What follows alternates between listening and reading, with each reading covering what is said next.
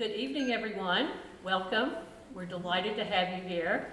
I'm Florence Graves, the founding director of the Schuster Institute for Investigative Journalism, and we're really excited that some of you, I know, are returning from break, and it was a long week, right? You had a lot of fun, but, you know, getting back into the swing of things, and so we're so delighted that you're able to come this evening. And especially because we have the celebrated science journalist and author, Maryn McKenna, who you will hear in just a moment. She's one of the senior fellows at the Schuster Institute for Investigative Journalism and has been one for at least, 10 years maybe? Has it been that long? It's possible. Yeah, and so, and of course, one of our most distinguished and also one of the people who contributes so much to the community fellows, and Michael Blanding, raise your hand, can attest to that. Michael put out on our fellows listserv, can anyone connect me to someone at the New York Times? I have a breaking news story, and Maryn responded. Maryn had, in the past year, you'd had like 2 pieces in the New York Times Magazine. And Maryn responded immediately, and suddenly Michael had a contact, and he's off and running, had a huge piece in the art section of the New York Times related to fraud, and then before we knew it, he had a front page article in the New York Times, jumping to a full page in the back because of that connection. So that's what we hope to achieve through our Newsroom Without Walls, and so we thank both of you for your contributions to it, and we're excited to have you here, Maryn.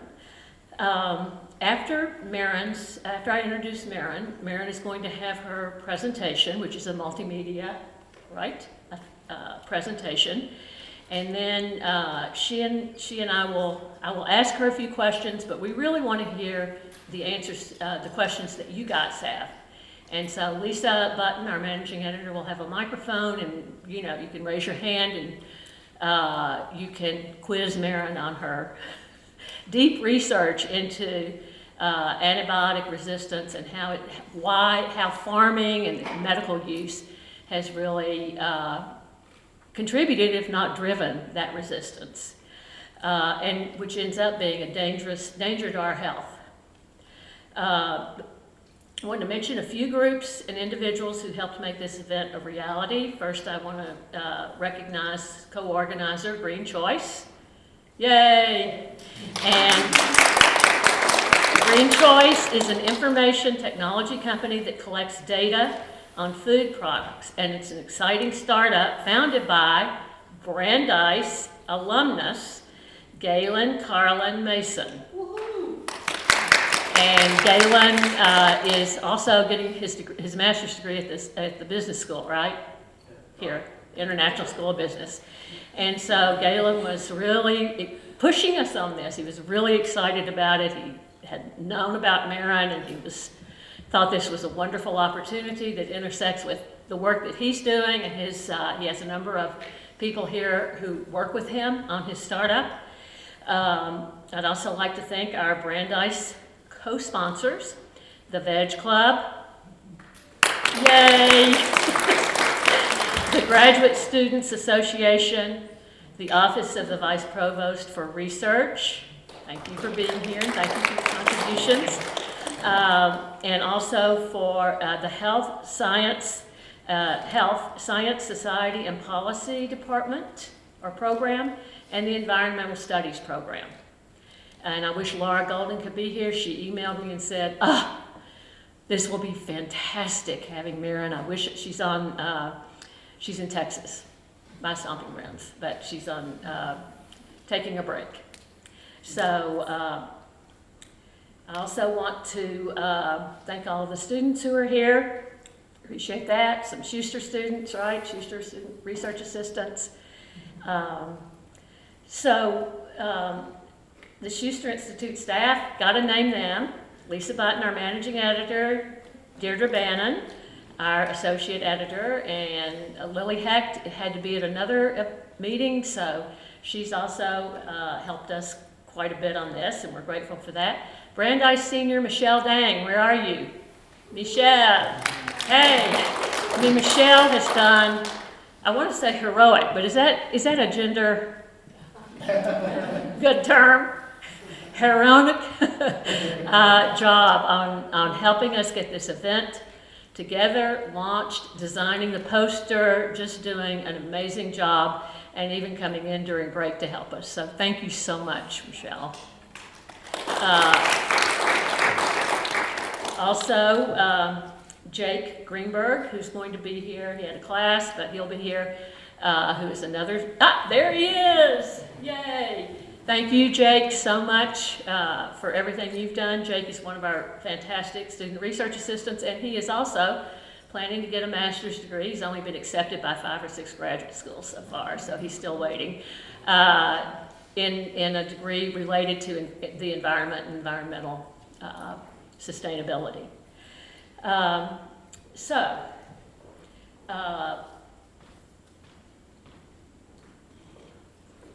want to say that Maryn has been an enormous contributor to the Schuster Institute also through her work with student research assistants. Laura Golden and we started an environmental internship program. Laura Golden is the head of environmental studies here, and Laura was choosing students that she thought would be right to work at the Schuster Institute on environmental issues with our fellows. And so it was a win-win, right? They got to work with someone like Maryn while also being paid and also getting an internship credit in the environmental program. And I would say that Maryn has been an outstanding mentor for these students. Jay Feinstein, Madeline Rosenberg, and Elisa Hareen, those are 3 students that worked with her, helped research parts of her book, parts of her major articles, and I can remember that when Maryn first started, she goes, I don't think I need a research assistant. She goes, I don't really know how to work with, I said, Maryn, chill. I'm going to tell it's going to be the best experience of your life as a journalist. And wasn't I right? So we're grateful to you for that as well, because that's a very important part of what we've been doing here, is being able to, it's a circle of sharing, and I call it the virtuous circle, right? Everyone's helping everyone on various issues, so on various levels. So Maryn wrote to us, the Schuster Institute's support is crucial to my work as a long-form and magazine journalist. Over the past 3 years, I have been immersed in researching the first book to detail the history of antibiotic use in agriculture and the possibilities of reform. That book is Big Chicken, the incredible story of how antibiotics created modern agriculture and changed the way the world eats. The contributions that these students made, Maryn has acknowledged, and they and we are grateful for that too. So Big Chicken was released on September the 12th by National Geographic Books and Penguin Random House, and quickly became a bestseller. It was named Best Science Book of 2017 by Amazon, Smithsonian, and Science News, and several others. So who is this woman who has traveled to farms all over the country to research this important question of how farming ruined the antibiotic miracle? Whose TED Talk on antibiotic resistance has been viewed more than 1.5 million times and translated into 33 languages? Who did Wired magazine recently describe as one of the most exciting thinkers in the world when offering Maryn one of only 3, I think, spots as a contributor on their new ideas section, which they said, ready for this, dedicated to intellectual exploration, provocative writing, and a whole lot of mind grenades. Have you written your first one yet, Maryn? Oh boy, you gotta go look that up right now.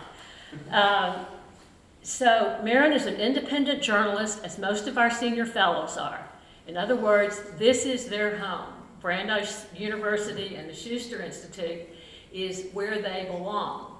And it gives them an institutional home, and I think most of them have told us how valuable that has been in terms of their being able to produce the groundbreaking work that they have been producing regularly.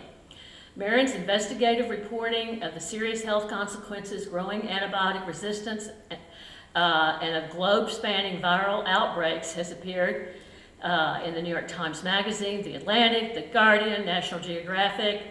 She's been interviewed by every major organization, including NPR, PRI, and her science reporting has also been published in Newsweek, Smithsonian, Scientific American, Slate, and Nature, among others. And she has really become, she is a model example of a woman who has been able to get to the top as a science journalist. That it has been a male-dominated, not that we're opposed to males, we love males, but it has been, we want a few women being allowed to be able to do this kind of heavy-duty reporting. It's the same with investigative reporting. But Maryn is quite a distinguished reporter and author, and we welcome you, Maryn. Thank you so much for being here. She's got several speaking opportunities here in the Boston area this week, and so we're privileged to have you here first. Thank you.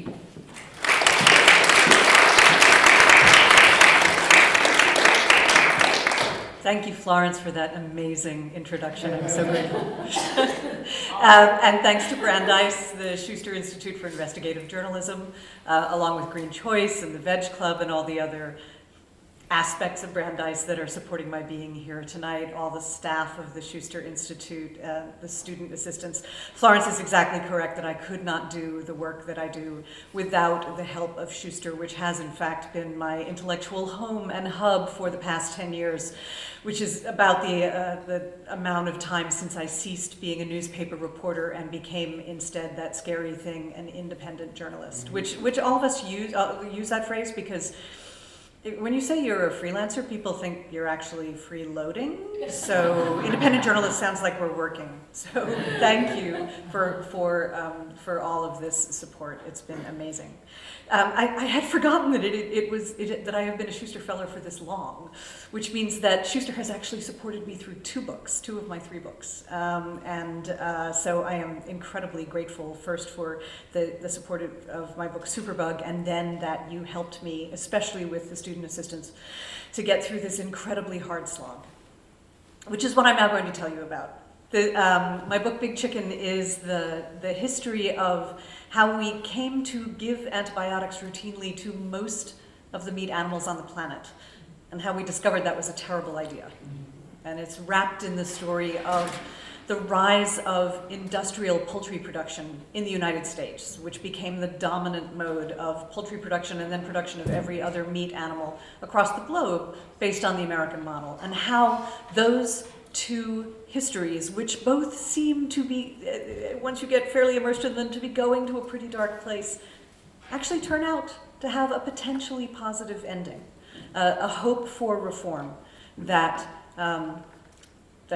redresses some of the mistakes that were made in industrial animal production and in the misuse of antibiotics, while at the same time maintaining the kind of large-scale animal production that we'll need to feed the coming 10 billion person population of the world. So I'm going to tell you this story, which starts on Christmas Day, 1948, when a scientist walked into his laboratory outside New York City to check the results of an experiment. And what he found that day changed history. It created the global system by which we raise meat animals for our consumption. And though he didn't know it at the time, it also created the conditions for a profound human health threat that would sweep the world. We are still grappling with the results of the discovery he made that day, which was that if you add tiny doses of antibiotics to the diets of meat animals, you can make them grow faster and raise them in conditions that would otherwise be hazardous to them. And we are dealing as well with the health threat that flowed from that discovery, which is the undermining of the power of antibiotics in a global epidemic of drug-resistant infections. So this is that scientist. His name is Thomas Jukes. He was a native of Britain who emigrated to the United States and became an expert in the dietary needs of chickens.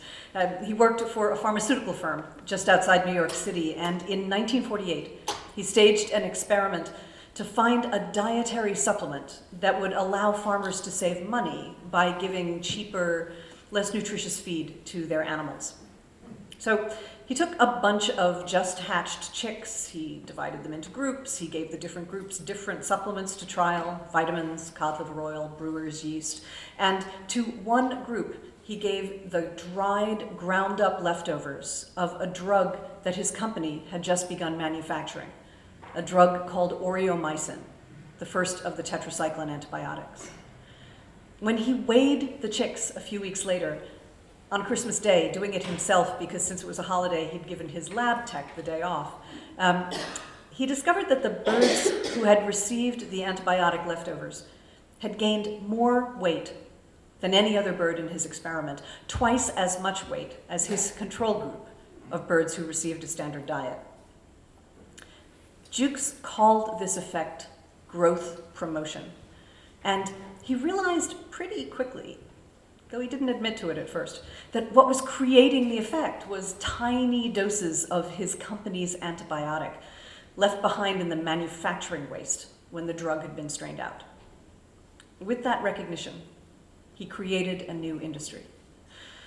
Within 5 years, farmers in the United States went from giving no antibiotics to their animals to giving them more than 500,000 pounds a year. And today, just in the United States, the total use of antibiotics in animals is almost 31 million pounds. And across the globe, the total is believed to be more than 262 million pounds. On a global average, at least twice as much antibiotic going into livestock as going into people. And this is important. Unlike in human medicine, almost none of those antibiotics are used to cure illness. They're given to animals that are not sick for the growth promotion effect that Jukes found and to protect them from catching diseases in crowded barns and feedlots. The reason that's important is whenever we use an antibiotic, we are taking a risk that disease bacteria will adapt to the drug and become resistant, which is to say will be able to protect themselves from the drug's attack and will survive when they should have been killed. When we give an antibiotic to a sick human or to a sick animal, which does happen, we're balancing that risk of resistance against the benefit of curing an infection. But when we use antibiotics when an animal is not sick, we shift the balance almost entirely over to risk. And that's what we do when we give antibiotics routinely to the animals that provide the protein that we eat. So when I first stumbled across this practice, I was perplexed by it because I had just come out of reporting a book that told the emergence of one particular antibiotic-resistant bacterium, MRSA, drug-resistant staph, in hospitals and then out in the community. And for years, I had been hearing people say in medicine, antibiotics are precious. Antibiotics' power must be conserved. We must protect them. And I was confused that we were in a situation in which in medicine we could say antibiotics are worthy of protection. And in agriculture, we could say antibiotics can be used in a manner that stimulates resistance. And I wanted to know where all of that came from. And this is where it comes from the end of World War II. So all of the first antibiotics arrive as World War II is ending. The antibiotic era is not that old, which most of us don't realize because we were all born within it. But in fact, we've only actually had antibiotics since about 1943, when penicillin was rolled out on the battlefields of World War II, causing hundreds of thousands of soldiers and sailors to come home who otherwise would have died of battlefield infections. Antibiotics were a miracle and a shock. They allowed people to survive from grave infections that would otherwise have killed them in horrible, lingering ways, saving them in days, sometimes in hours. So antibiotics were a huge public good. And for most of the companies that made them, they were also a huge moneymaker. And the desire to extract just a little more profit from these new, incredibly popular miracle drugs dovetailed with something else that was happening at the end of World War II, which was a fragility, a sense of discomfort about the state of the system for producing food. You see, during the war, the meat industry was encouraged by governments to scale up to feed all those soldiers and sailors, and when the war ended, that guaranteed market went away. And the meat industry was left with all of this new infrastructure and no guaranteed sales to hold it up. And at the same time, because of the devastation of the war, there was a profound sense of fragility and danger about the food system. Arable land had been destroyed by battles, flocks and herds had been decimated, fishing fleets were co-opted by navies for extra vessels, there were crop failures in Europe and in Asia, and in the United States, there were claims of a meat famine, so severe that it actually became an issue in the 1946 election, the first election after the war.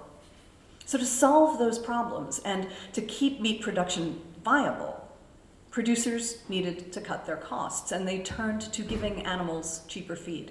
And that was what brought Jukes into his laboratory that Christmas Day to assess his experiment, and what spurred the enormous use of antibiotics in the diets of livestock immediately after and up to today. Jukes and his cohort, the scientists who came after him, were convinced they had solved this post-war problem of feeding the world, a question that we still ask ourselves today. They saw no downside to routinely feeding antibiotics to animals. And I find that astonishing, because just 3 years before Jukes made his experiment, Alexander Fleming, the father of penicillin, effectively the parent of all the drugs that come after, the generator of the antibiotic era, warned that the exact situation that Jukes was creating was going to arise. In 1945, Fleming was accepting the Nobel Prize in Medicine with his collaborators for the discovery of penicillin, and he warned that using doses of antibiotics that were too small to cure an infection would encourage resistant bacteria to arise.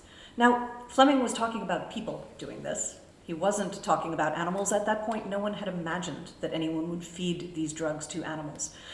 But his comments were very widely reported, and I find it hard to believe that Jukes did not, and his cohort, never read them. This is from his Nobel Prize acceptance speech. He made similar comments in a front-page article in the New York Times. And Fleming's prediction that drug-resistant bacteria would arise was exactly correct. In 1947, the first resistant bacteria out in the wild, penicillin-resistant staph, began to surge in hospitals in England. Then they crossed to hospitals in Australia, and penicillin-resistant staph arrived in the United States in the early 1950s on the West Coast in Seattle, causing an enormous hospital outbreak, and moved across the country so quickly that by 1957, I think, there was a panicked summit meeting at Case Western University trying to figure out how the antibiotic miracle had become so threatened so fast. But in all of this emergence of resistance in medicine, no one seems to have considered that it might happen in farming too. And so Jukes's growth promoters become a routine part of livestock agriculture, licensed by the FDA in the early 1950s. This is an ad from the drug company Merck about creating juicier drumsticks, and not long after, routine larger dosing, still too small to cure an infection, but large enough to protect animals against diseases of crowding, that becomes routine as well. And this is a mistake, because the situation that Fleming predicted in medicine began to happen in agriculture as well. Antibiotic-resistant, foodborne illness, which was a thing that had never before existed in the world, began to occur.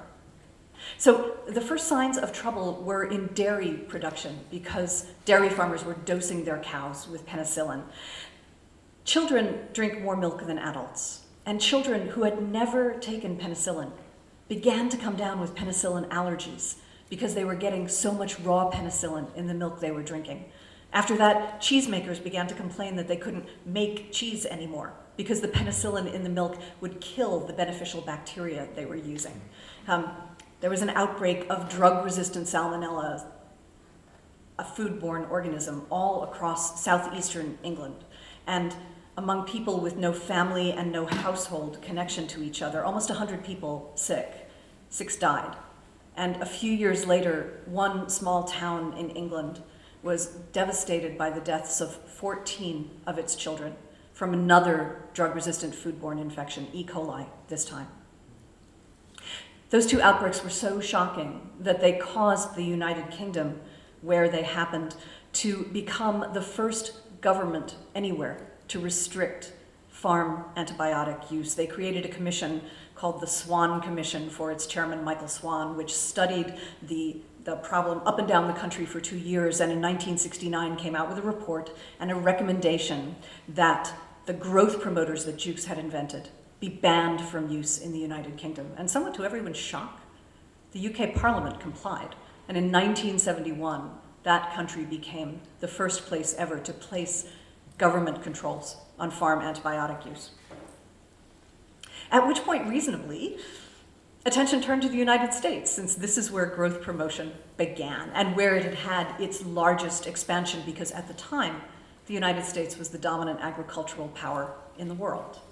And so this scientist enters the picture, and some of you might know him because he works here in Boston. This is Dr. Stuart Levy, still on the faculty of Tufts University in Medford, who in 1976 performed the key experiment that demonstrated why this feeding of antibiotics to animals was such a concern.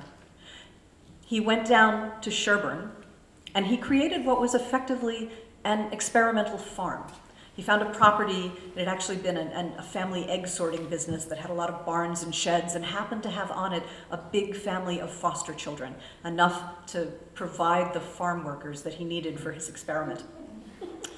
With their help, he built a set of locked pens inside one of the barns, and he stocked them with baby chicks. And then he went to the feed store down the street and bought just everyday feed for chickens, some without antibiotics, some with, and fed them to the chickens in the different locked pens who had no contact with each other.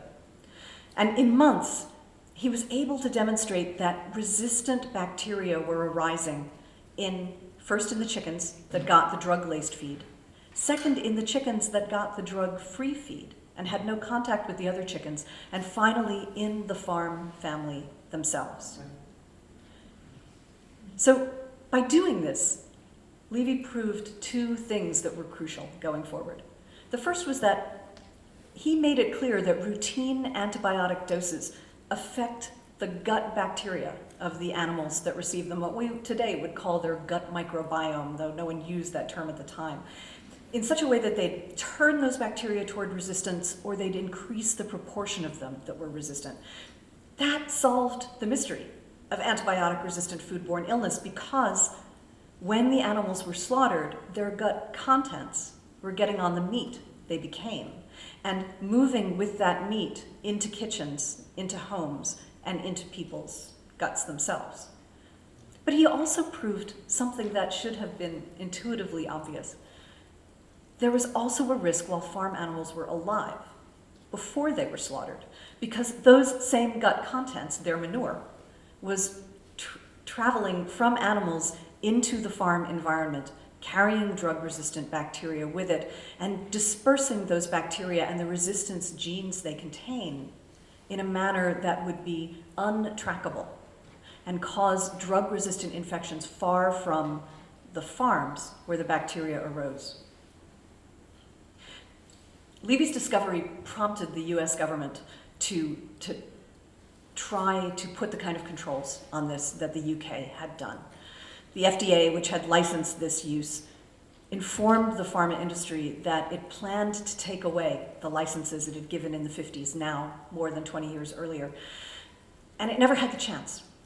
The FDA said that it was going to summon the manufacturers of farm antibiotics to Congress for a hearing in which they would have to show that their drugs were not in any manner hazardous in the way that Levy had demonstrated. And powerful supporters of the agricultural industry in Congress got in touch with the White House and said if that hearing went forward, they would hold hostage the entire budget of the FDA. And so the hearing never happened. And the United States policy on farm antibiotic use entered a stalemate that lasted almost 40 years, ending actually just last year, which I'll tell you about in a minute. So at that point, the United States and Britain and then the rest of Europe fundamentally diverge in approaches to farm antibiotic use that really kind of presents two models to the rest of the world.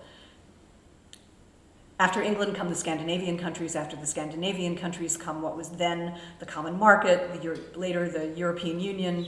They outlaw most farm antibiotic use. By 2006, all growth promoters are banned across Europe. But the United States takes the empirical route. We put antibiotics out there into the farm environment and wait to see what happens. And here's what happened.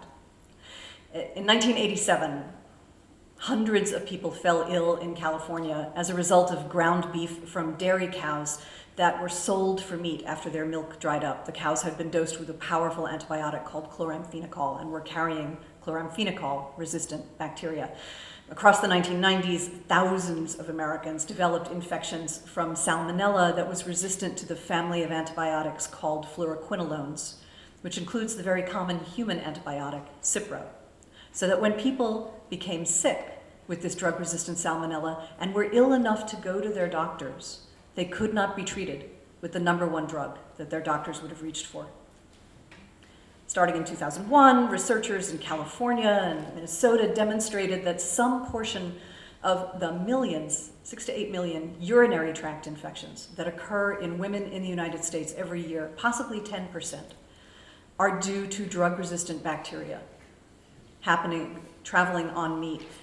UTIs that in some cases become kidney infections, move into the bloodstream, and cause cases of sepsis that can lead to septic shock and death, possibly 40,000 cases of septic shock and death a year.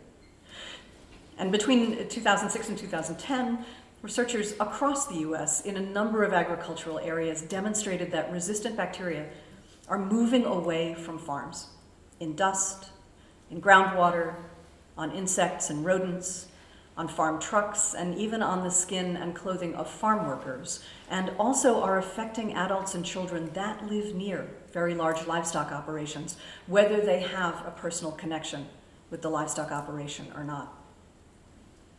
This is just one example. This is an outbreak that the CDC investigated in 2013 and 2014, an outbreak of drug-resistant salmonella originating from one chicken plant in California that made sick, this is the known case count, 638 people in 29 states and Puerto Rico. And given that the CDC estimates that for every case of foodborne illness that is actually diagnosed and lab confirmed, there are almost 40 more that are never found, this is an outbreak from a single plant that is tens of thousands of people. And we are not alone in the burden of illness that comes from drug resistance as a result of farm antibiotic use. In 2004, the Netherlands, which has ironically one of the tightest controls on antibiotic use in humans in medicine, experienced the rapid growth of a particular form of drug-resistant staph, or MRSA, that came to be known as pig MRSA.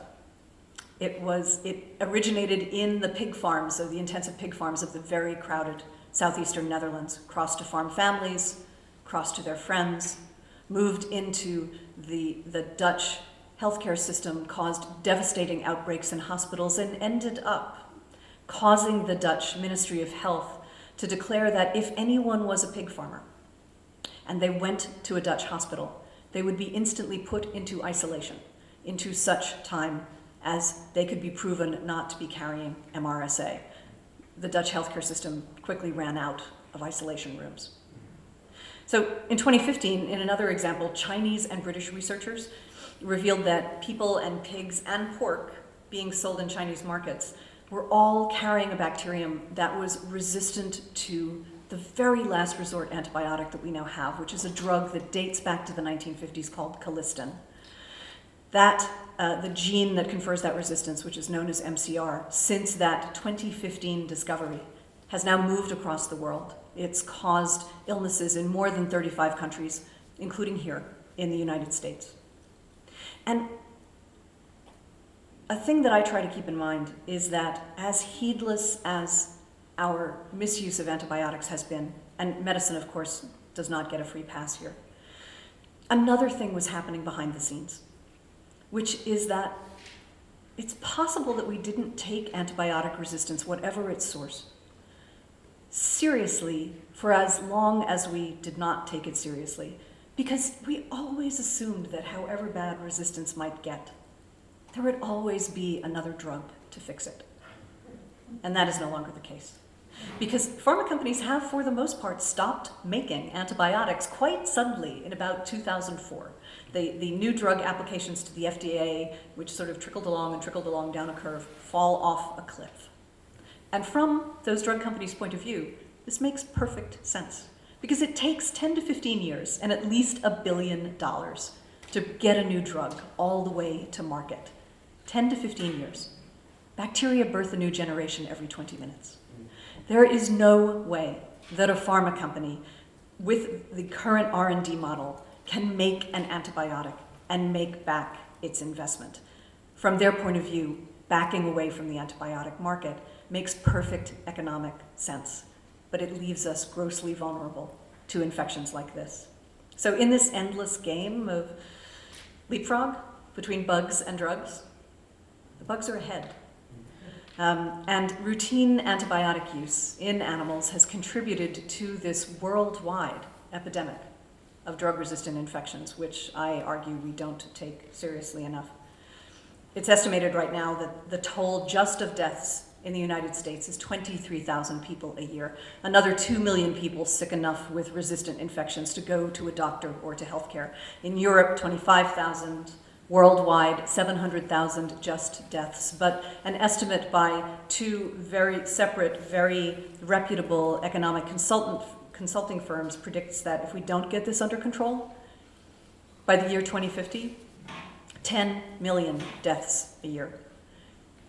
Now, a thing that journalists learn to do when trying to impart large numbers like this to the people who don't think about them much is to try to contextualize them.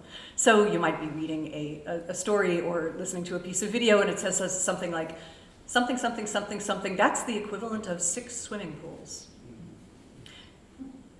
700,000 deaths a year is the equivalent of a commercial airliner holding 300 people, crashing, 6 airplanes crashing every day for a year.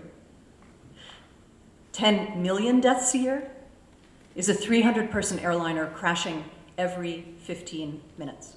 Or, put another way, 1 death every 3 seconds all around the world. Whether we realize it or not, by our overindulgence in antibiotics, in medicine, and in agriculture, we have brought ourselves to the edge of a post-antibiotic world, which is a world in which we would lose most of what we think of as modern medicine, and also a world in which we would lose much of the confidence with which we live our everyday lives. So if we lost antibiotics, the first thing we'd lose is the most vulnerable patients. That's anyone with a compromised immune system, a cancer patient, a transplant recipient, someone with HIV, a premature baby. We'd lose surgery. We'd lose the ability to put foreign objects in the body. Stents for stroke, pumps to deliver insulin for diabetes, new joints.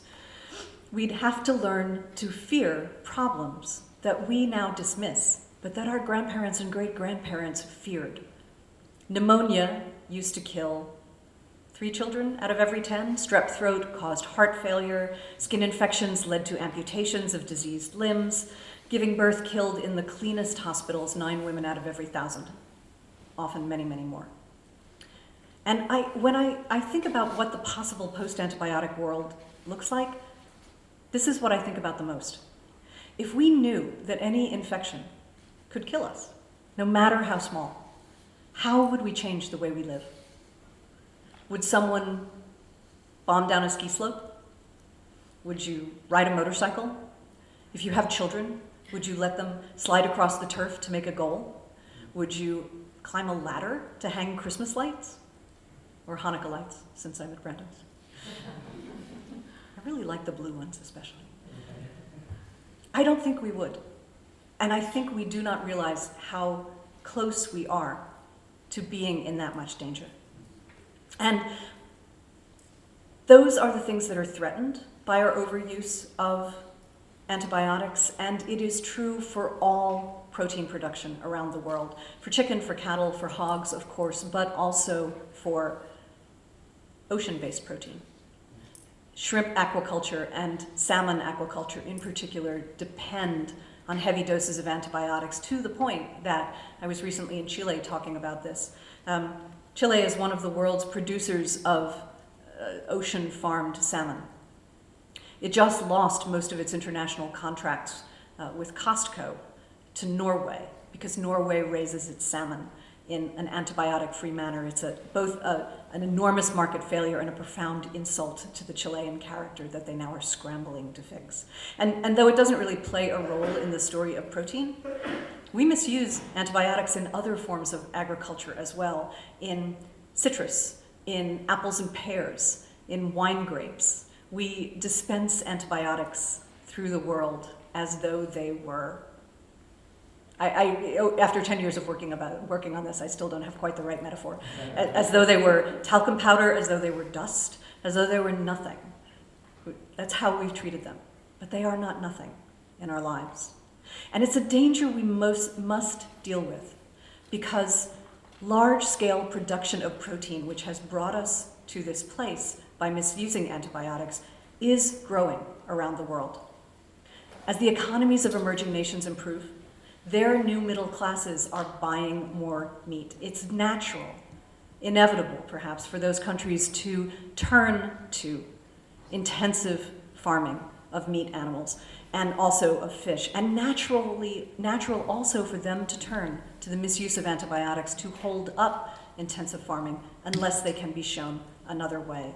Most of the global south has not yet set curbs on antibiotic use in agriculture. Brazil, for instance, is now the world's largest exporter of chicken. And China is already the world's largest user of antibiotics, and it's been predicted by a think tank in DC that by the year 2030, if trends don't change, China will be giving 30% of all of the antibiotics made in the world to its livestock. So, I said this goes to some fairly dark places. But this is the point at which I assert that I think the narrative arc of this story begins to turn toward the positive again. The questions are, for the good of the world, can very large protein producers change their antibiotic habits, and can governments be compelled to push them in that direction? And I think the answers are yes. And one of the best examples is here in the United States. In 2014, the chicken company Purdue, which is the 4th largest poultry producer in the United States, announced essentially out of nowhere that they were going to go antibiotic-free. In fact, that they had already been working on going antibiotic-free for more than a decade. And now, 3 years after that announcement, they have taken more than 99% of the antibiotics they used out of their production without harming their bottom line or decreasing their productivity. They were followed by Tyson and Cargill, Pilgrim's Pride, Foster Farms. They changed the menus at Chick-fil-A and Subway and Taco Bell, even Papa John's, and some other restaurants I'll tell you about in a minute. But the change is not only in the United States. In 2016, the central government of China, which was gravely embarrassed by that movement of highly antibiotic-resistant bacteria around the world, announced that it was banning, from the top down, use of that last resort drug colistin in its animals. This is for preventive use, not as growth promotion. By doing that, they took more than 8,000 tons of that drug out of availability for their farmers and set a model for the rest of the developing world, the emerging economies to follow. And in January 2017, so this is where that long stalemate of ours ends, in one of its last acts in office, the Obama administration finally engineered the removal of growth promoters from American agriculture, breaking that stalemate that followed the abortive attempt at regulation in 77. So I want to say a few things about that. Given that stalemate was so durable, in 2009, at the beginning of the Obama administration, 20 different meat production organizations sent a joint letter to the White House Office of Science and Technology Policy, asserting that there was no reason to touch antibiotic use in agriculture because antibiotic use in agriculture had no effect on human health, which, if you've been around public health long enough, is exactly the things that the tobacco companies said until they were forced to change their ways.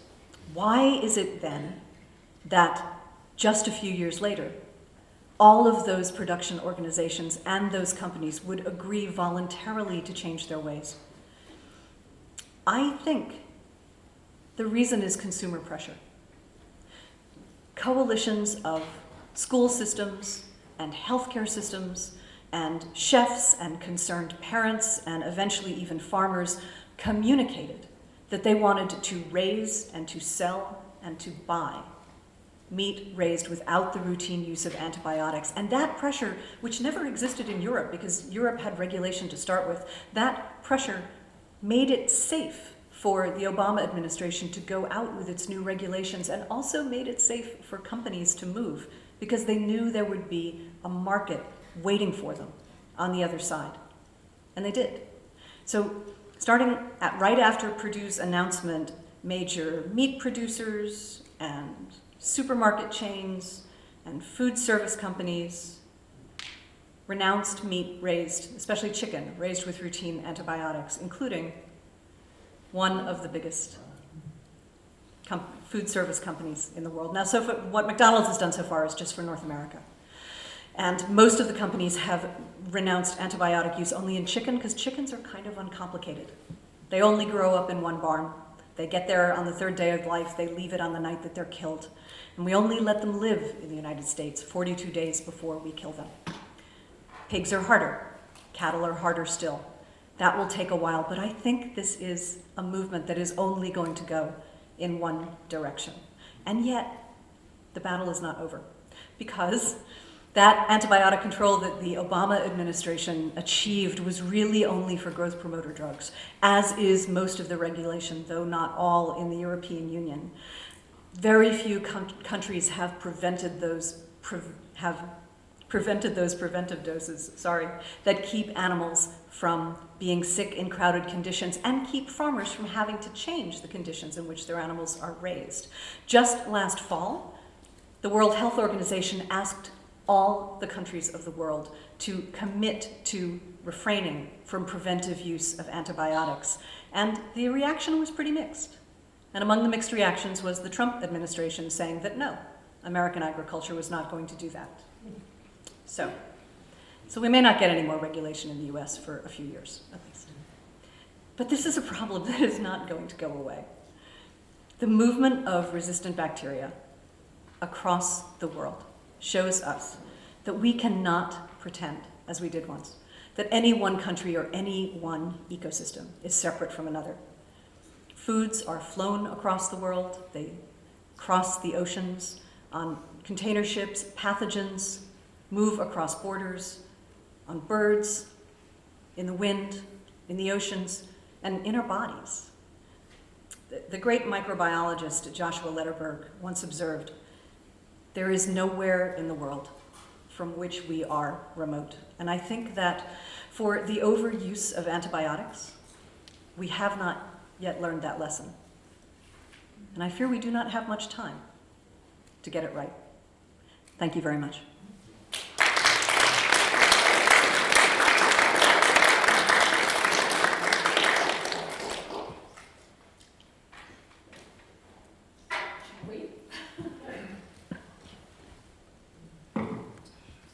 Well,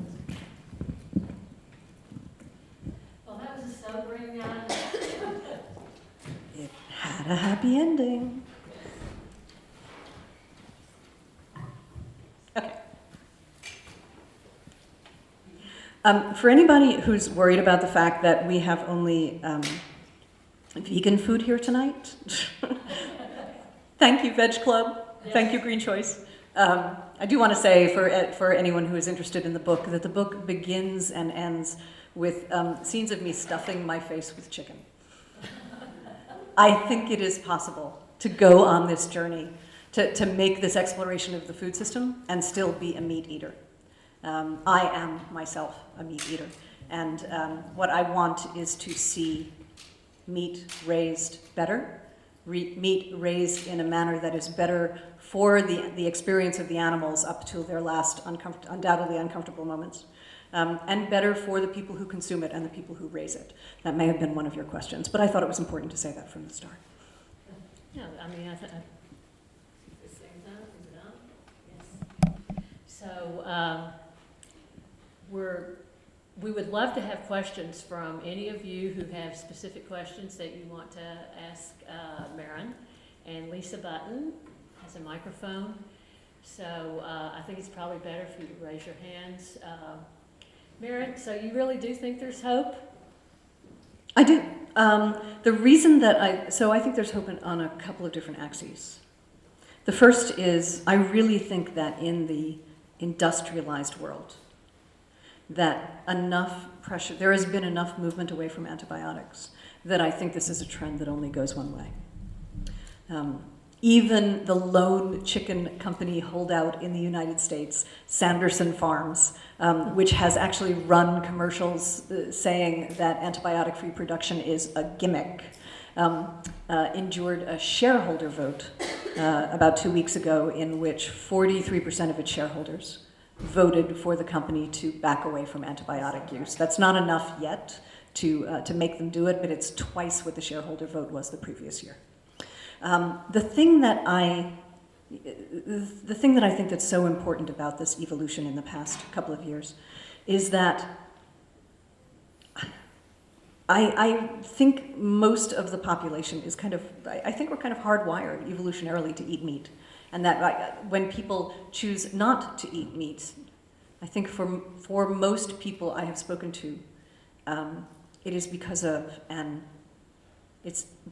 their sense of animal welfare or their sense of personal ethics overwhelms any sort of evolutionary desire wired in to eat meat. That may not be true for anyone in the room who's like a second-generation vegan. Kids who actually grow up vegan from the start may actually be changing their evolutionary wiring. But given that so much of the population wants to eat meat, the question for me is how do we raise meat safely? Mm-hmm. And though I've spent a lot of time doing this book on farms of a variety of sizes, one thing that was so exciting to me is that a company as large as Purdue would take the initiative to move away from antibiotic use. Because if Purdue can do it, killing millions of birds a week, then the very large farms of India and China and Brazil can do it too. And that means that the developed world can have the meat that its people want to buy without risking the pumping up of antibiotic resistance around the world.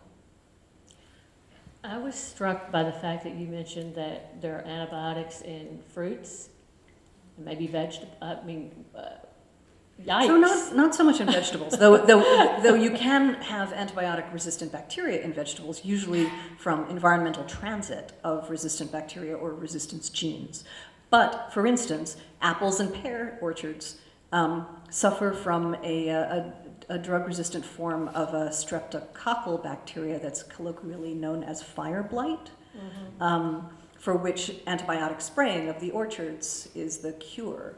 The Florida citrus industry is being devastated by a disease that's known as citrus greening that's actually caused by a parasite of the trees.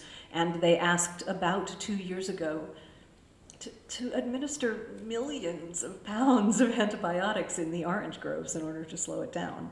I believe they actually got that, they got permission to do it. And there is a similar sort of parasitic disease happening in wine grape stocks in California right now. So, but those are curative. Mhm. As large as the volumes are that are being used, those are still, I can make a bit more of a case for that because they actually are trying to cure a disease. But to me, the use of antibiotics in animals is so problematic because most of the time there is no disease present. If we did that in humans, we would call it inappropriate use. We would have no difficulty saying this is not the way we're supposed to use antibiotics. But we do it routinely in the animals that we eat. But you know, you touched on doctors over-prescribing perhaps antibiotics. How big a problem is that? I mean, I had to admit to you that my doctor prescribed antibiotics this past. But you had pneumonia, and so that was very well, it was almost pneumonia, he said. So and I there was is guilty. I was like, I can't tell Maryn that I. It's amazing how many of my friends now feel the need to apologize to me when they get prescriptions. They're like, no, really, I was really sick. Really, I was sick. I had a test, see? So the best, there isn't as much data on this as there should be. Generally speaking, preventive approaches in medicine are not well reimbursed, and the kind of data that gathers the kind of surveillance that gathers data on antibiotic resistance in order to prevent it is also not as well funded as it should be. It is not a reimbursable thing. But there's pretty good data that about 1/3 of the antibiotic prescriptions written in doctors' offices in outpatient settings are inappropriate, that they are either the wrong drug for a bacterial infection, the bacterial infection that exists, or they're antibiotics for a viral infection that won't respond to antibiotics at all. And somewhere between 40 and 50% of the antibiotic prescriptions written in hospitals may be inappropriate in some manner. And the incentives to breaking that down are really, really complicated. So medicine doesn't, by no means does medicine get a free pass. But that was my last book. This one I wanted to talk about. You had a question? Yes. I was going to ask that same question about doctor's practice, but this is having read the instructions for the antibiotic that the doctor prescribed. The instructions say that it's only meant to be used when a certain organism has been found. And the doctors never check for that organism. Is that your experience also? So what very commonly happens when it seems like an infection is present is that a physician or other healthcare professional, whoever has prescribing privileges in that setting, will preemptively prescribe what's known as a broad spectrum antibiotic. That's an antibiotic that cures infections by multiple bacteria. Then, if they're smart or conscientious, or if they are allowed to be reimbursed for this, they'll do a test to identify the bacterium and then to identify whether it's susceptible to a particular antibiotic. Those are two separate tests, and at the moment those two tests together take a couple of days. Then if they're conscientious, and again, if the reimbursement scheme supports this, they change the prescription to a more narrow spectrum antibiotic that's more appropriate for the infection. But there are loads and loads of things that are treated in outpatient care or primary care every day that for which the prescriptions are empiric, for which they're given in advance of evidence on the assumption of something going on. UTIs are one of those. That's one reason why it took so long to discover how many UTIs are resistant. Pneumonia's another, bronchitis is another, ear infections are another. And so any of those prescriptions that turn out to be the wrong prescription, that were not tuned to a better prescription, that's inappropriate use. I have never once had a doctor test as to whether or not, I had a need for antibiotics, or whether it was always given because They didn't want to hear me complain, I guess, I don't know. So you just said something really important. So part of the to address medical misuse a little more, part of the tragedy of how we have lost control of antibiotic resistance is that in our healthcare system, and this is not true only in the United States, we have kind of trained people to assume that the only successful conclusion to an encounter with a physician is to walk away with a prescription. This is one reason why ear infections are such a problem, is because people have a screaming child that is in pain and do not want anything except something that will stop the pain as fast as possible. They don't want to be told, please wait 3 days and we'll see if this subsides on its own, in which case it would be a viral infection that an antibiotic would not have affected. There is a lot of exploration right now of how to fix that problem of consumer expectation, because the American medical system is so retail. People actually talk about there being a Yelp effect, in which a physician or other healthcare provider or a clinic will literally get a bad review on some kind of consumer rating site, or from the sort of consumer, I guess you would call it the quality assurance department of a healthcare organization, sending an email survey. Did you have a good time with our doctor? What worked? What didn't work? So please score her up or down 1 to 10. Until we find some other way to communicate to people the end of a medical encounter that is as satisfying to them emotionally, that feels as conclusive as getting a prescription, we're going to be in trouble with medical misuse for a long time.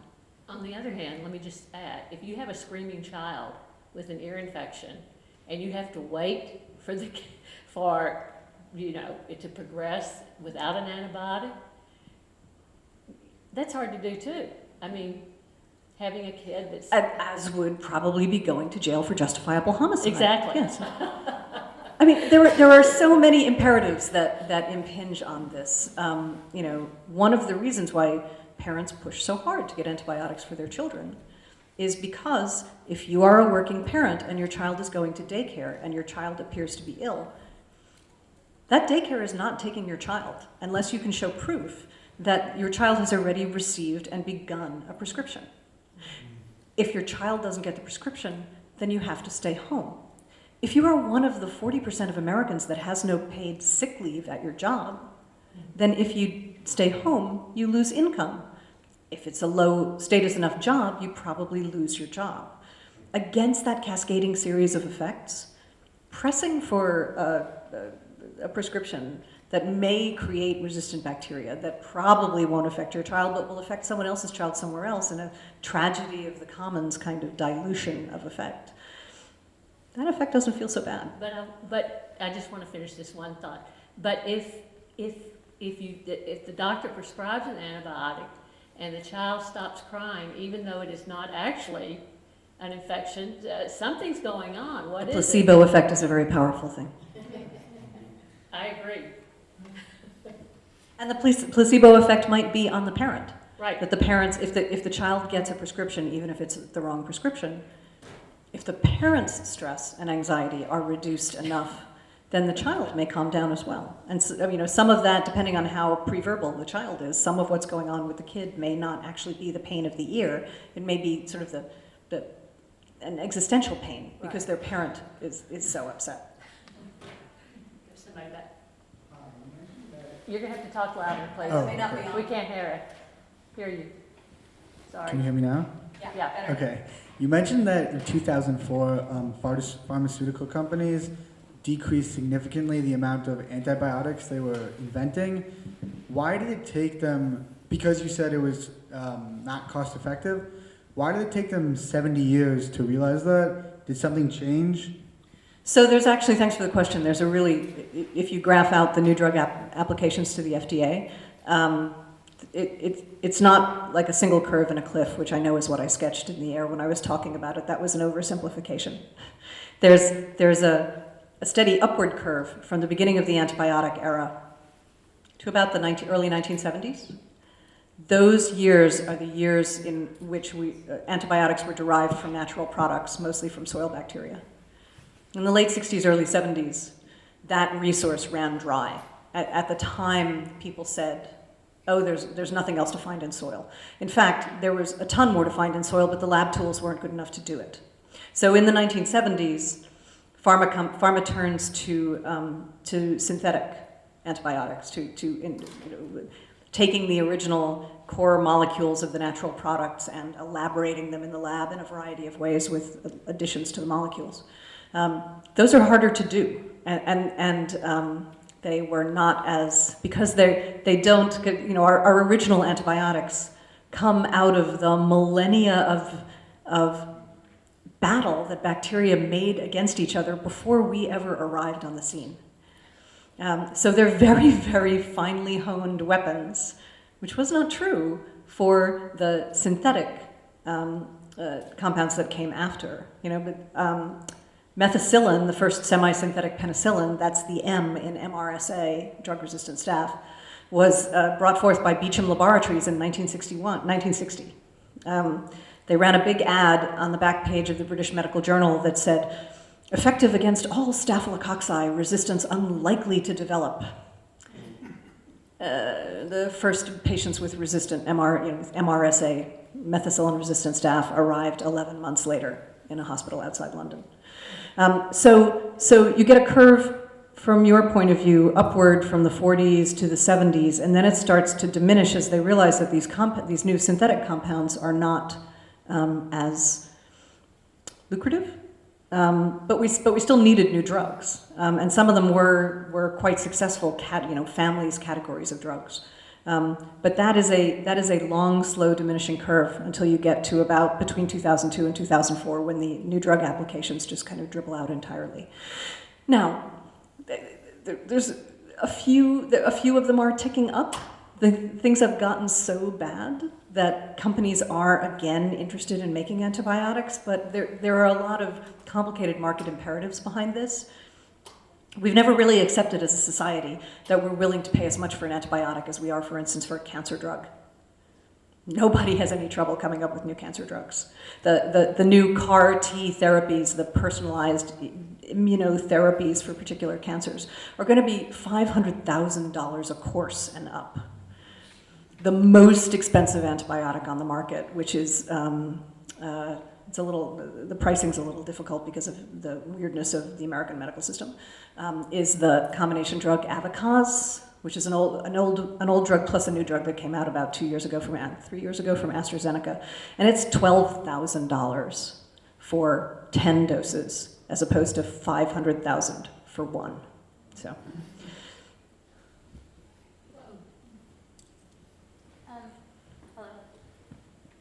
Okay.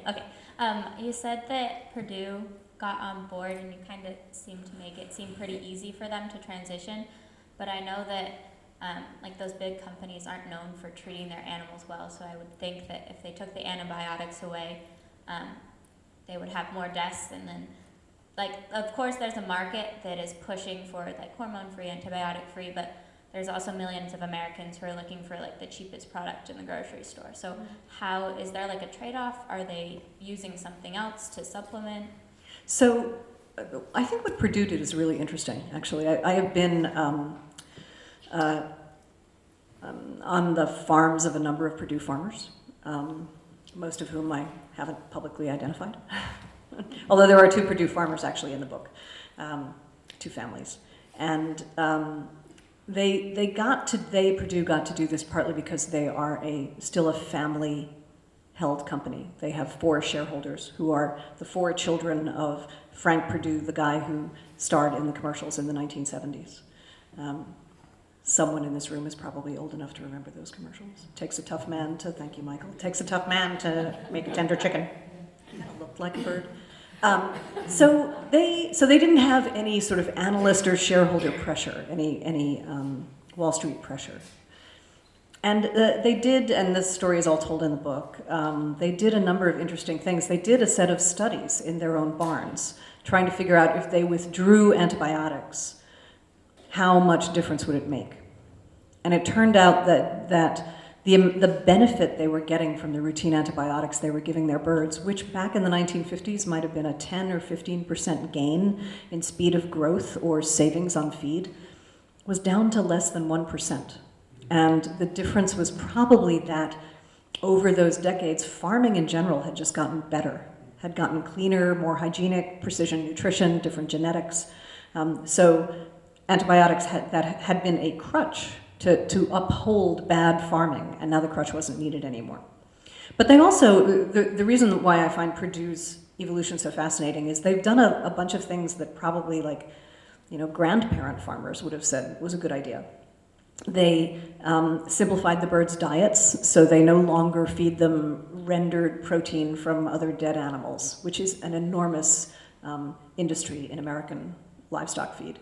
About 50% of the weight of a chicken is not edible. It's like beaks and claws and feathers and bones and all of that, and guts. All of that gets sold into rendering companies and is reduced to sterile pelletized protein, which then gets added back into feed. So they took that out and they started feeding them just grains. Then they looked for other things that would stimulate the birds' immune systems, which is what antibiotics do. And they started giving them things like thyme and oregano and lactobacilli, like in yogurt, and other probiotics. There's been an enormous movement in the poultry industry, in particular, to feeding birds herbs. And I'm really curious about where all those herbs are coming from. Like, someone needs to check the sourcing of the thyme, and I need to get an editor to send me to the thyme fields of Turkey and see if they really even exist. They started giving their birds more space in the barns. They reduced, the technical term would be reducing the stocking density. They gave them things to exercise on. The traditional method of raising birds chickens all over the world is what's called a floor system, which is literally the birds are sitting on the floor, 25, 30, 35,000 in a house the length of a football field. So they gave them like bales of straw to hop up on and swings to swing in, and they put pallets in, so the birds would walk up the pallets and then jump off the far side and flap their little wings.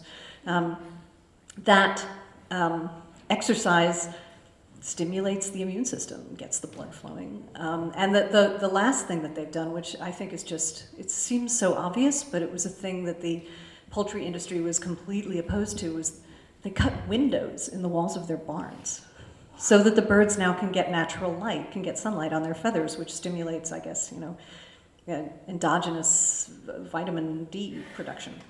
So all of those things, more space, more light, better diets, natural additives, those are all things that someone who had farmed chickens in 1900 would have said, well, yeah, that's how we raise chickens. But the industry moved away from that in the interest of efficiency. Now, not all of the industry is going this way. The alternative to Purdue getting sort of more going back to the old ways, as the current chairman, Jim Purdue, phrases it, is that Tyson, Purdue's rival, presented a plan at an investors conference last summer in which they described a chicken farm of the future that is almost entirely robotic. And I have been in the prototype of this farm, which exists in the Netherlands, and it's kind of like the Matrix for chickens. It's a tall warehouse. There are 6 layers, like belts, conveyor belts. The birds are raised on the conveyor belts, which are stationary until the day they're going to be slaughtered, and then they slowly move toward the cages. And the idea behind it is that the concept behind it is that it's contact with human beings that passes diseases to birds. And if you reduce the contact with human beings, you reduce their exposure to pathogens, and therefore you can reduce their antibiotic use as well. We'll see. I am told that this robot farm has been built somewhere. I need to find it. Galen. Michael. Oh, Michael. I'm sorry, Michael. Michael first. So I must say I was really heartened by the happy ending, or at least the happy trending that we're seeing. But where you said that the laws are starting to change and you're confident that it's at least moving in the right direction. I just wanted to press you on that. Considering that the current administration seems to not have met a regulation that it doesn't like to repeal, especially those that were passed in the previous administration. And I'm curious if there has been any kind of rumblings in the Trump administration of going back to antibiotic use, or if there has been, or if it's just the fact that the companies themselves are so behind this change, or like you say, that they're not seeing sort of any benefit to it. Yeah, I've been wondering about what was going to happen with this administration. When I was finishing the book was before the election, and like just before the election, I was finishing the second draft.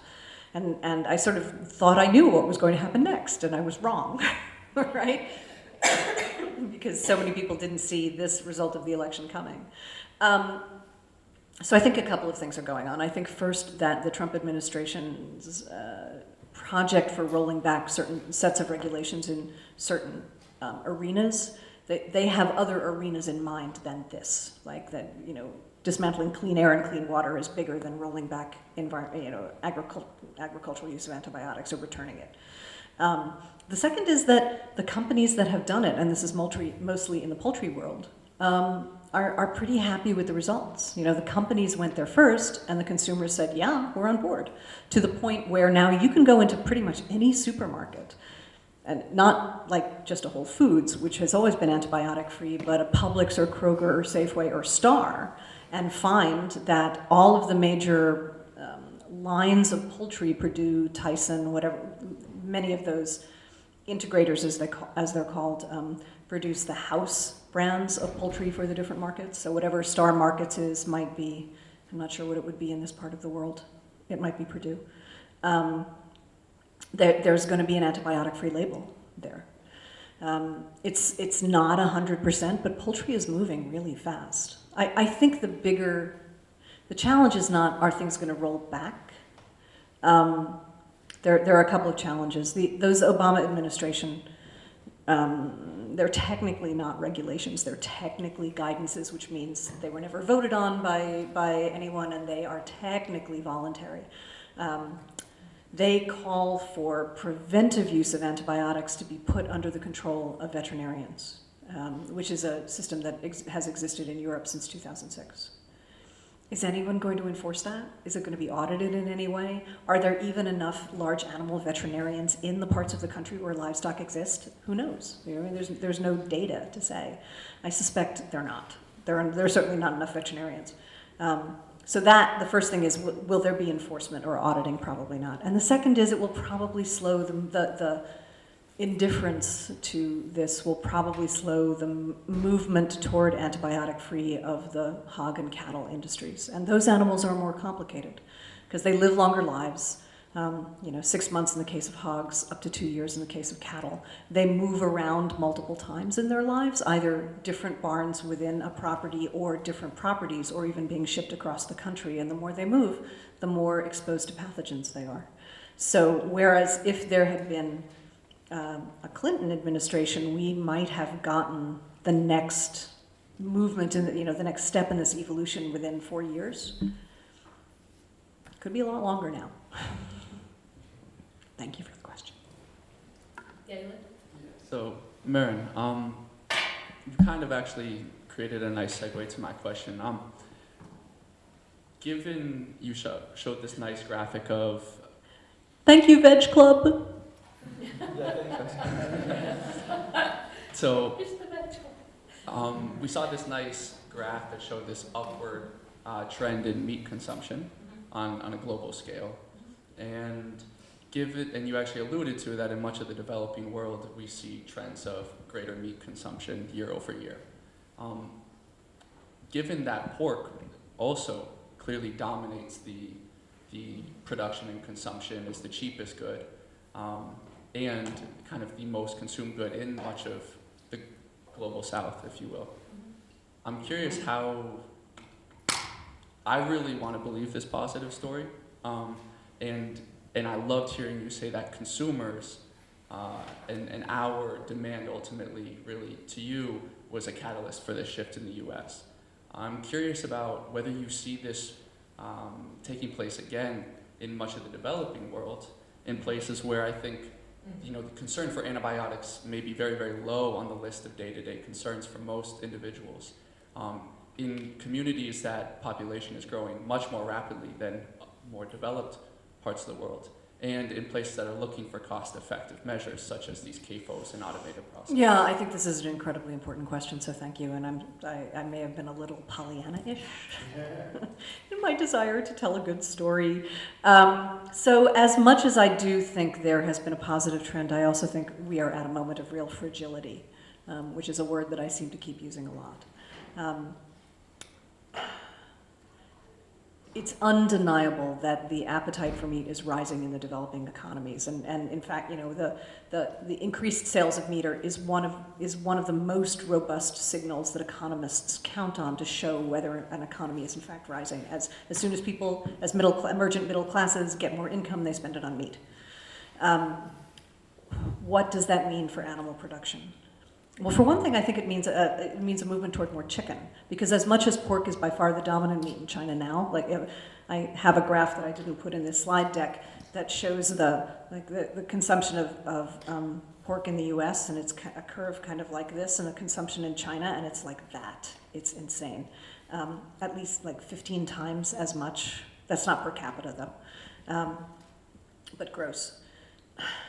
So in China, for instance, the central government is so concerned with the incredibly bad reputation that China has for food safety in general, which has created so much panic in its emerging middle class that it's routine for people to fly out of southern China into, say, Hong Kong or Vietnam or Japan or Thailand to shop, mostly for less perishable goods like canned milk and things like that, baby formula, that it's become a real issue for the central government to suppress antibiotic use. The question is, China's so big, how is that really moving down into the, into sort of the regional and local governments, which is where the most concern for corruption is as well.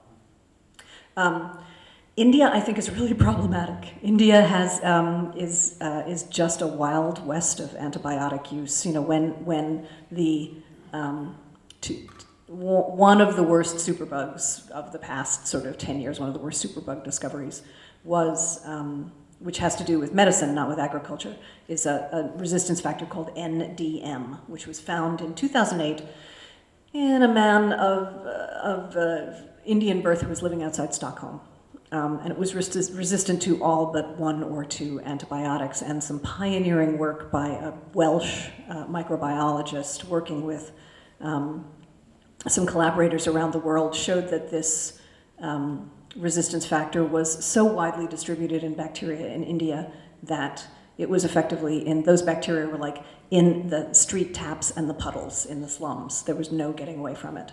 And in response to this discovery, the discoverer was denounced in the Indian parliament as being somehow hostile to India's emergent medical tourism industry and was denied a visa. And so he had to get a TV cameraman to smuggle water samples out for him or something like that. So that is not the kind of reaction that you would see that you saw in China with attempts at antibiotic control. And I guess what I am saying here is I think it's going to be very much up to sort of the political will of the individual economies, that it's not going to be monolithic, but that I have to hope that people are going to see reason. I don't know. We've got a question back here. Hi, Sabine, professor. Now it's on, right? On and off, okay. So this, I think, segues nicely from the previous question. I'm coming at this from a very different place. So I'm very happy to hear that some people are trying to get antibiotics out of meat. I believe that organic organically produced meat doesn't have antibiotics in it, at least not synthetic ones. I think that's part of the requirements. But I'm also aware, and I wonder, as someone who has spent a lot of time on these farms, I mean, to be honest, I couldn't. And when I saw the first documentary films about factory farming, I stopped eating meat, and I haven't eaten meat in like 25 years. And I also know, of course, that factory farming and the way in which it is expanding is a tremendous contributor to climate change. And so I wonder if, as someone who has now spent so much time researching this, did that come across your desk? Did you think about that? I mean, to me, it seems, if not, it seems such a unfortunate missed opportunity when you write a big book that gets a lot of attention about chicken and not including the fact that, yes, the desire for more meat may be growing in the developing world, but if we feed that desire, then we are making the problem much, much harder to solve. And so, there's also a desire for more electricity, of course, and it is perfectly reasonable. Why should we have what people there don't have? But for electricity, we have alternatives. And in a way for meat we do too. So I wonder, was that the conscious decision on your part that you say, okay, I'm just going to deal with the antibiotics issue and these other issues I don't care about, or was it that you really don't think they are a problem? I'm puzzled. It's more that books only get to be about 400 pages. So I want to respond to something that you said at the start of your question before I move on to the meat of your question, and that is the question of organics. Since this book is primarily about chicken, because chickens start this story with that first experiment, and in the United States at least, and in Europe, chickens are sort of, first chickens taught the rest of meat agriculture how to misuse antibiotics, and I want to hope chickens are teaching the rest of meat agriculture, how to reverse those historic mistakes. But in the United States, the organic standard for chickens starts on day 2 of the chicken's life,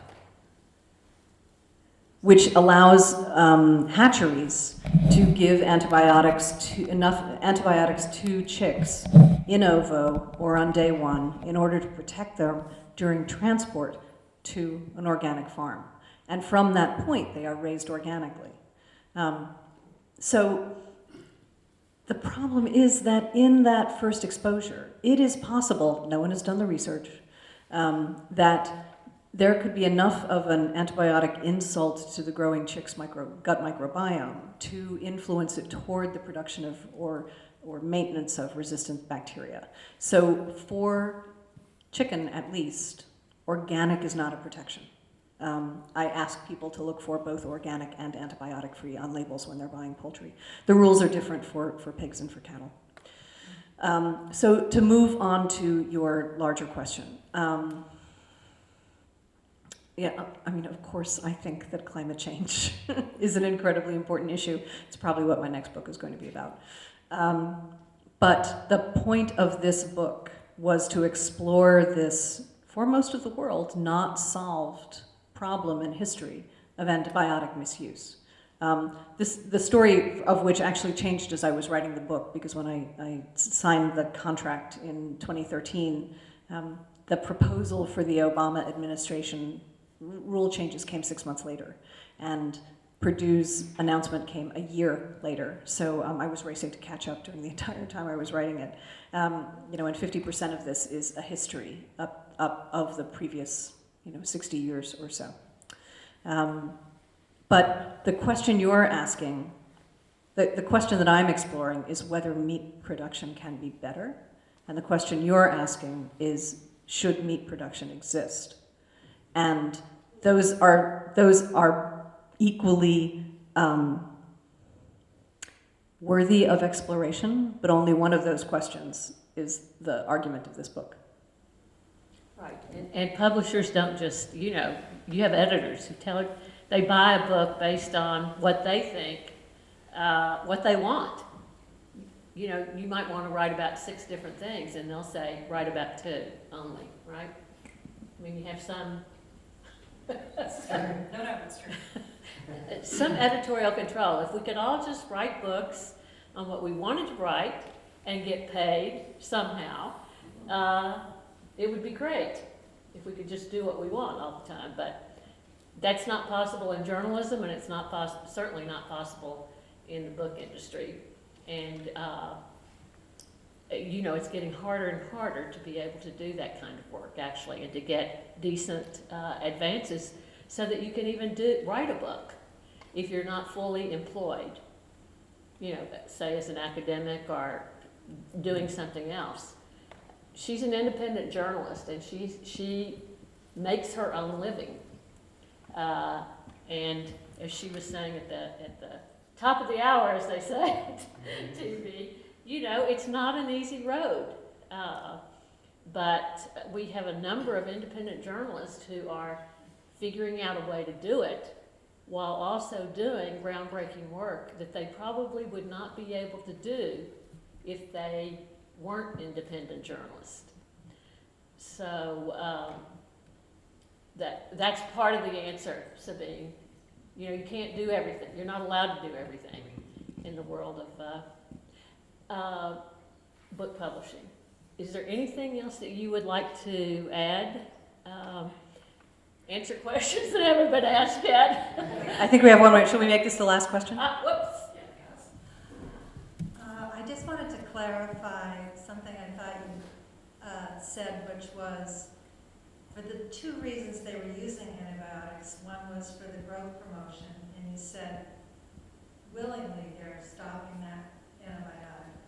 Well, with Obama passing the encouragement to do so. But the other reason was to allow them to... What is prevention, is disease prevention, yeah. Right, and you didn't mention the word inhumane, but I would add that as another adjective to unsanitary, overcrowded, inhumane. Anyway, so I want to clarify that they are still using some antibiotics that address that problem. That's correct. In most of the world, actually. So, I mean, there are a number of governments, including most of the developing world, in which there is no antibiotic control at all. But even in the United States and even in most of Western Europe, except for a few countries that have passed additional regulations, preventive use of antibiotics in healthy animals is still a routine part of livestock agriculture. And in the United States, what is supposed to happen as part of those Obama administration rules is that if farmers are going to use antibiotics prophylactically or preventively, they are supposed to be doing that in cooperation with and with the oversight of a veterinarian who writes a prescription for them. Before these rules, any farmer anywhere could buy antibiotics at any time. On my desk at home, I have a 2-pound bag of oreomycin that I bought off the internet, and the only question anyone asked me was what my credit card number was. It's in a Ziploc bag. I'm making sure it's not leaking. Really, it's safe. But preventive use it's supposed to be scaled back by these presumed tighter controls. But it's enough of a potential hazard that, as I said, the World Health Organization in the fall asked governments, all of its member governments, 193 of them, to commit to reducing or eliminating preventive use as well. So you're hopeful in that direction also? Well, I'm hopeful in the sense that I believe that the best path for human health is for agriculture to reduce antibiotic use as much as possible. I am hopeful in the industrialized world for consumer pressure to make that change. I think what's going on in the developing world is going to be harder and is much more subject to the influences of various governments. But I'm hopeful in the sense that it's by far the safest way to go to reduce antibiotic resistance and its threat to human health around the world. You know, as a journalist, I would be remiss if I didn't ask you, what was it like to report this? I mean, weren't you going from farm to farm? I mean, were you welcomed with open arms? There is a law, I believe, that prohibits journalists, or maybe anybody, from taking pictures. Well, only in certain states. Ag-gag law. Actually, I'm not sure if any ag-gag laws have actually been passed. Have been passed, yeah. 6 states have, Yeah. they're called Those are mostly Ag-gag. images. Ag-gag is what they're ag-gag called. laws. The farming states have them, so, I mean, those are. I mean, it is really scary, I think, for, you know, and journalists haven't they been prosecuted or arrested or? One National Geographic photographer, yes, was actually, he flew over, I think it was a cattle feedlot in an ultralight, and the sheriff tracked him down and arrested him. But the company lawyers took care of that. Have you got drones? I mean, I do not, but I know someone who's working on that, actually. Will Potter, who's a journalist at the University of Michigan, is working on using drones to defeat ag-gag laws. But to return to your question about farmers. So in this book, there are 1, 2, 3, 4, 5, 6, 7, 8 farms where the farmers are named. And there are more than a dozen other farms that I went to that I neither name nor describe, where people let me on just because they wanted me to, they wanted me to understand the reality of poultry farming in particular, though not one of the farms in the book is a pig farm, and 2 of them. And they trusted me to keep to my commitment that I would not name them. But it took a lot of talking and networking to get those farms. I'm sure. Yeah. And did you sneak onto any farms? You can't sneak onto a chicken farm. I mean, chicken farmers mostly live pretty close to their barns. And these are the houses, as they call them. The barns are 60 feet wide, the length of a football field. They're solid metal walls. They're locked. They have alarm systems. They have fairly sophisticated air exchange systems that notice if something happens, like a door opening, because there's a temperature differential. It's not like you're walking into a shed by the side of the road. Yeah. So no, I did not sneak onto any farms. Every farm I went onto was with the agreement of a farmer. And why would they let you on? Why let you on? I mean, some people, given that we're considered, fake news. Some people let me on because they didn't like what they were doing and they wanted to see change happen. Some people let me on because they were part of this evolution away from antibiotics and they wanted that story told. Some people really believe in what they're doing as conventional farmers, and they just wanted me to understand that. People have a lot of motivations for talking to journalists. It's not always all the same. Well, I want you all to join me in thanking Maryn McKenna for being here, for writing this book, for taking the time to explain this really global, serious health problem and how it's being addressed and not addressed and what we can do. Power to the people, right? Well, thank you, Brandeis and Schuster, for having me. And thank you all for staying so long.